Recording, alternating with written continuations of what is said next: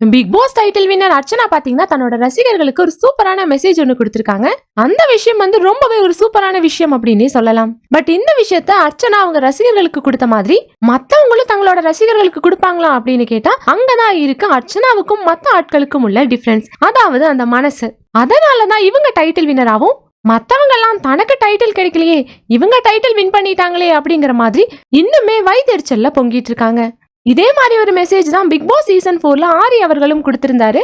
ஆரி அவர்களை சப்போர்ட் பண்றதுக்காக ஆரியோட ஃபேன்ஸ் எல்லாருமே வந்து மத்தவங்க எல்லாரையுமே வச்சு செஞ்சுட்டு இருந்தாங்க. அதுக்கு ஆரி அவர்கள் வந்து ஒரு சூப்பரான மெசேஜை தன்னோட ரசிகர்களுக்கு கொடுத்தாங்க. அதே மாதிரி அர்ச்சனாவும் தன்னோட ரசிகர்களுக்கு ஒரு சூப்பரான மெசேஜ் ஒன்று கொடுத்திருக்காங்க. அதுல என்ன சொல்லிருக்காங்கன்னா, your affection for someone should not be at the expense of tarnishing others. Celebrate the ones you love without diminishing the worth of those around you. அதாவது ஒருத்தர் மேல இருக்க பாசம் மற்றவங்களை வந்து களங்கப்படுத்துற விதமா இருக்கக்கூடாது. உங்க சுற்றி இருக்கவங்களோட மதிப்பை குறைக்காம நீங்கள் விரும்பியவர்களை கொண்டாடுங்கள் அப்படிங்கிற மாதிரி சொல்லியிருக்காங்க.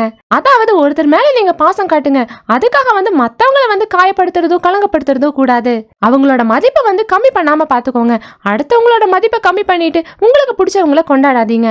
இனி அவங்கள விட்டுருங்க, அவங்கள விட்டுட்டு உங்களுக்கு பிடிச்சவங்கள கொண்டாடுங்க அப்படிங்கிற மாதிரி ஒரு சூப்பரான விஷயத்த தன்னோட ரசிகர்களுக்கு சொல்லியிருக்காங்க.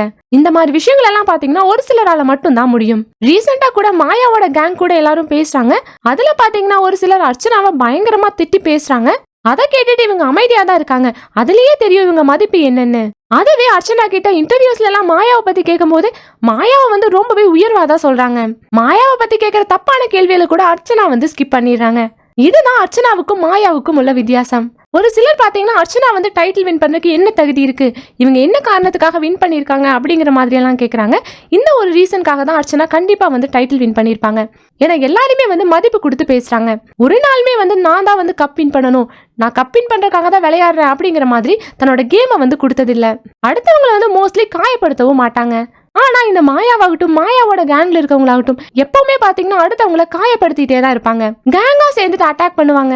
அந்த விஷயத்துல ஒரு நல்லவரை வெளியே கூட அனுப்பிச்சிட்டாங்க. இந்த ஒரு விஷயத்தினாலதான் அர்ச்சனா வந்து டைட்டில் வின்னர் ஆகும். அந்த வெற்றியை வந்து ஜீர்ணிக்க முடியாம புள்ளி கேங்கும் ஒரு பக்கம் இருக்காங்க. அர்ச்சனா டைட்டில் வின் பண்ணதை பத்தியும் அர்ச்சனா தன்னோட ஃபேன்ஸுக்கு கொடுத்த ரிப்ளை பத்தியும் நீங்க என்ன நினைக்கிறீங்கன்னு உங்களோட கருத்துக்களை லைக் பண்ணிட்டு கமெண்ட் பண்ணிருங்க. மீடியா அப்டேட்ஸ்க்கு நம்ம சேனலையும் சப்ஸ்கிரைப் பண்ணிருங்க.